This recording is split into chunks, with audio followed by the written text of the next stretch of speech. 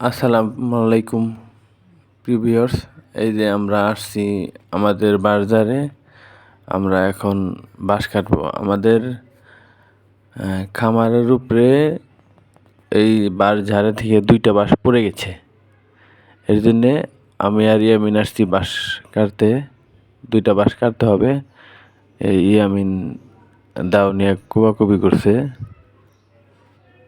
এমনি তো আসলে পারবে না কাটতে, ও চেষ্টা করছে আর কি।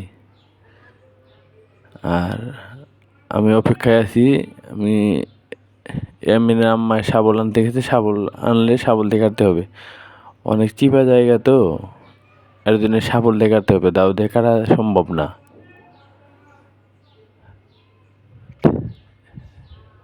ইয়ামিন চেষ্টা করছে আর কি, আর আমিও চেষ্টা করছি দাও দিয়ে কাটা যায় নাকি।